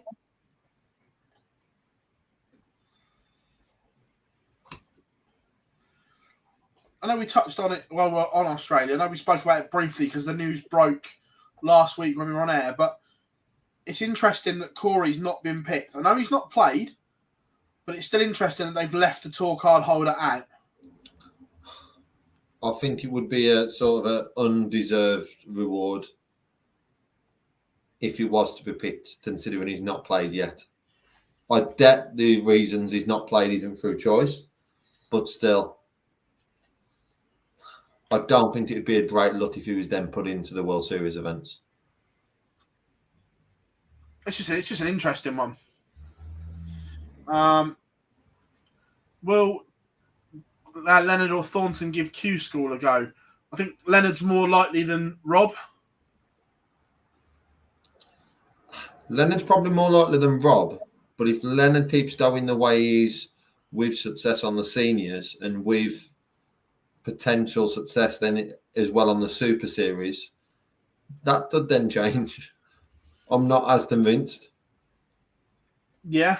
Because I think Robert would have potentially gave it another go before all his success he's had away from it and thought, well, I can make a very, very good living still from not being on the tour. I think those questions will probably start appearing in Leonard's head as well. Possibly. It'll be interesting. And I guess the fact with Leonard is he just wants to play darts. And John O'Shea has clearly stated today and previously that doesn't always happen when you've got a tour card. That could be something that comes into Leonard's thinking. Get these guys a Gary Anderson t-shirt. I just want to play darts. Interesting one. Do you know? I think Nico will play again. He played obviously last year to see where he was, and he needed to go away, do a few more bits. I think that he is fully focused on media, but I still think that we'll see him again at some point. I think we'll see all 3 playing commentators before the end of the year. I think we'll see Webby play as well. Yeah, that's what I mean. Maybe Webby, Mace, and yeah, at least 3. Webby, Mace, Nico, even if it's just a Thursday and Friday. Does it potentially? And he's got a busy 9 weeks to get ready for the seniors match play. Calendar, it's normally around September time, but Matt did tease it maybe earlier because they've almost finished it. Would that be all 12 months or just 10 of them? Don't know. Wouldn't Cadbury draw fans and ratings? Maybe. This is an interesting one. The problem is, Josh, is to get into the UK, you need a sports visa. That's the one. For a sustained period. Yeah, that's what I mean. Yeah. So you have to have a professional sports visa. We know this obviously from Kyle. Bless him, went through the same issues. He was home for 5 or 6 months while it was sorted. So to get your visa, you have to have a tour card. You can't apply for that professional sports visa until you've got one, is the problem. So it's you just can't physically do it, although it is a pain and it does mess everything up. I think the issue with Corey's is they hope to just renew the one he already had. Yeah. And that didn't go to plan. Yeah, so it was almost like a fresh process. Yeah. Matt Edgar as well. Yeah. It's normally around September time. There's no official date of when it will come out. But looking ahead, the back end of the year is going to be busy. There is plenty to play for. And Peter Wright has got a big 6 months ahead now. Why are we talking? Yeah. Well, there was no question, so we were just talking just in general while we... Another name out there that we totally weren't prepared to talk about tonight. Yeah. It depends on Peter Wright's aspirations, doesn't it? He's sort of been there and done the lot now in a very, very short space of time. Yeah, he's been there a long time, just done the lot in a very short time. Yeah. Sheesh. So he's right. This is what Peter Wright's defending: World Championship 500,000, World Match Play 150, Players Championship 100, Grand Slam 68.5. Not great.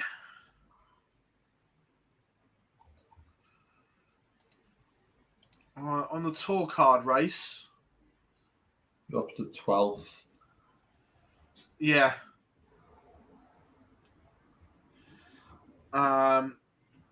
Does MVG play the European Touring Trio? Yeah, Michael is down to play. Which, I guess, back to the Peter Wright one, down to 12th. He's not had a great 12 months. To still be in that position just shows how good he still is. 100%. It's a huge fall from, at the moment, he's the tour of, or has been, he's in the top 3 or 4 in the world. Yes, it's a huge drop from that conversation. It's very, very difficult to then let yourself back into it. But it still shows that he can still perform even if he's not playing to the standard it is when he picked up his 2 titles. Yeah.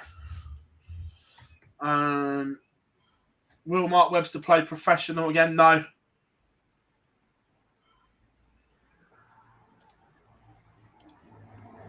Which players are going to lose their tour card? Right. So, the ones in danger. First of all, God loves a calf. How much do you think is needed to keep your card this year? I don't fucking know.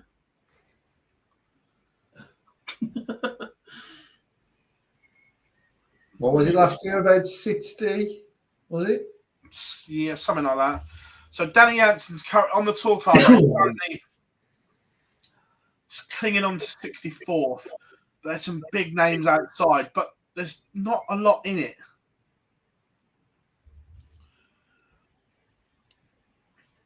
We'll go 60 grand to be safe then. So from I think Menzies will pick up enough to put him over that threshold.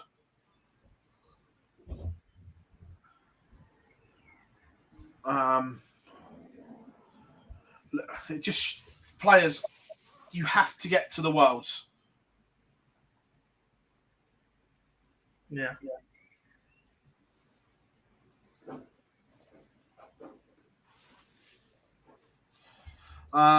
Yes, Bob, I am going to Poland. If they let him in.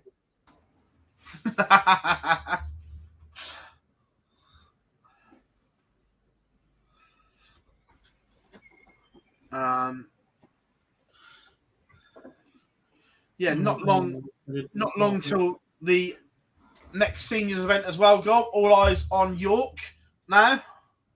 Yes, another announcement will be dropping on Wednesday. Regarding that one again, Thornton defending. We're off to York. Looking forward to this one because York is another venue that has hosted big sporting events before. Just as a general point, York as a county, Yorkshire has had fantastic success recently. Yorkshire is massive, but hopefully we get plenty of supporters there. If someone like a Darren Johnson or a Brian Dawson or a Martin Turner qualify as well, that could be the rowdiest crowd we've had. Yeah. Even bigger than Phill at the tavern, Richie at the tavern. If you get a Yorkshire county player in there or former county player or any along those lines, that could be very, very interesting indeed. Layout looks fantastic. Lineup looks really, really strong. We've already added John Henderson to that. Yeah. In a couple of weeks' time. Currently sat in position. McGarry on the order of merit and Howson via the money list. None of that changed through the Open Series in Newbury. But obviously, McGarry's lead was cut at the top. He's 2 points clear of Mike Huntley in second. It's a good point from Max. Dozer will bring a few from Teesside. Yeah. Which, again, will be interested in itself. Look, Glenn's been fantastic with his media duties. It's how much time has he put on the board? How has he managed to step up the level again that we saw from him at the Circus Tavern? Because that wasn't the Glenn Durrant that everybody knows and loves and will follow and adore and support. Yeah.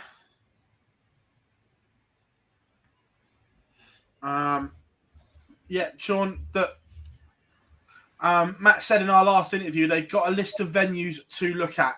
So fingers crossed, we may get the Grand Prix back in Ireland next year. This one's been talked about a lot. I don't see it in the near future.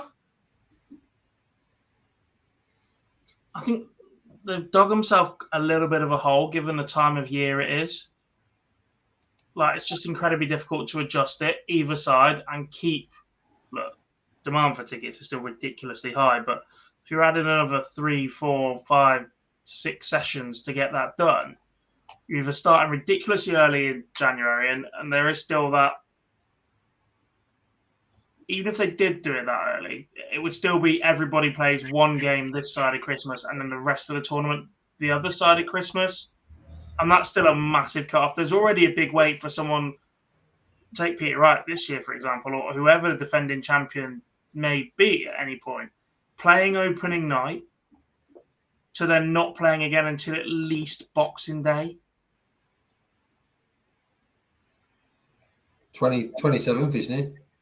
27th then. I said at least, I can't remember what the days were, but you could literally fit every other PDC major in that time frame between them picking their darts up again competitively. You can't go adding another 5 or 6 days to that, 5 or 6 sessions to that, so that everybody plays once before Christmas. Tom, I don't know is the honest answer. I know they were expensive in the Premier League, but then again, that's not the PDC's fault. That's the venues that set the prices, and whilst people are still paying it, they're never going to go down. it's not still paying it though, isn't it? You've always got that captured market thing. It's not still paying it. It's essential to pay it to enjoy that night out. Yeah.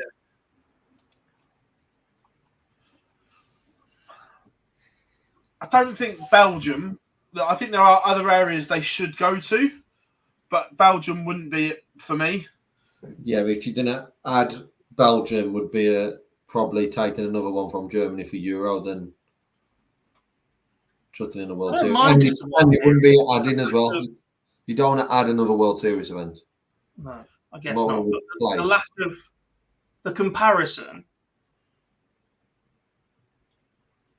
the production of the Belgian Euro Tour is so good because it goes out live on Belgian TV as well. The stage just looks that much better, and it always seems to be that much cleaner. The crowd is always fantastic. As a World Series event, I think it could work. And actually, if you're then going to capitalise on the success of Dimmy and getting Kim in there as well as your number 2, whilst he's still competitive enough, because we've seen dips from him before, it wouldn't be the worst thing in the world. You've got Mike Dedeker on the up. Once again, you could possibly sneak Ronnie back in again as a stalwart, get a few more young names in there and go, actually, this is the best that Belgium have got to offer. But it would probably take something like what happened in the Netherlands last year to happen, and that is the TV company say, we want an event, we'll pay to put World Series here. Yeah. On that same bit, I'm not sure France is ready for a World Series. We've been banging the drum for France to get a spot at the World Cup for a significant period of time now, based on how good Thibaut Tricol's been or performed in the WDF and making a bit of a name for himself. And whilst he's had conversations with effectively the French government about recognising darts, etc., the absence of a French broadcaster willing to show the World Cup or strike a deal with the PDC in that regard has been the hindrance for France playing for a number of years. They didn't have a choice but to invite France this year because every tour card holder, every nation with a tour card holder gets representation. That's pretty much been an unwritten rule for the last couple of years. I'm still not sure if there was a TV broadcast to go with that, unless it was just DAZN. I don't know. The point of a World Series is you go to a local broadcaster as well as showing it on PDC TV or DAZN or Sky or ITV. Not just a broadcaster, the local promoter as well. Yeah. On the World Series, double one. I'll flash them both at the same time. One, what about a women's only World Series event? And is there a bigger plan for the Women's Series in the future? I guess to Jamie's one about women's only World Series event, it's about making steps at the right time, and I think that would be too soon. But a bigger plan for the World Series should be with a World Championship, I think, women's only World Championship. Because, yes, they've still got the WDF, but we're unsure. There's uncertainty around when that's on TV. So at the moment, there is only one TV event for the women's, and I think that needs to get expanded. Because, yes, we're going to see the likes of Bell, probably Fallon, maybe one other, Maturo in the mix for the World Championships and Slam. But the rest of the field is getting stronger, and we're still not seeing them all. Yeah.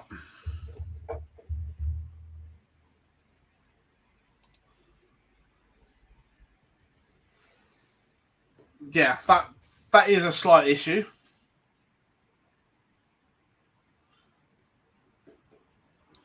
To no extent, the nations that will only ever go that way.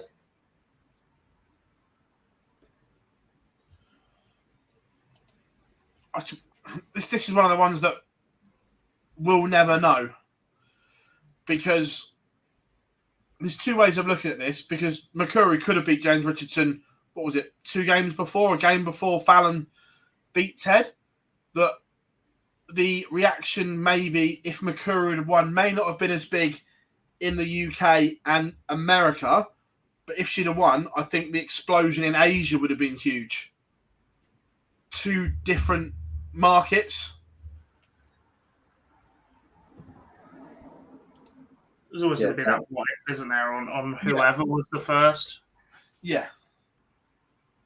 100%.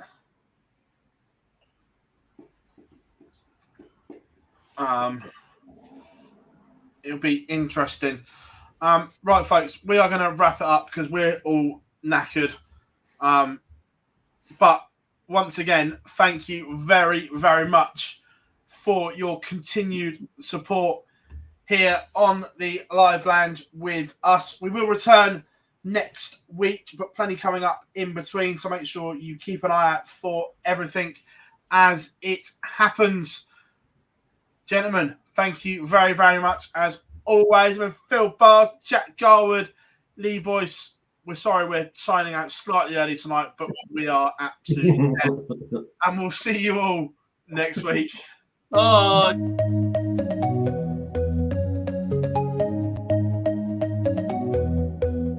Take me home, take me on a ride. I got a good feeling about the colors lighting up your eyes. Take me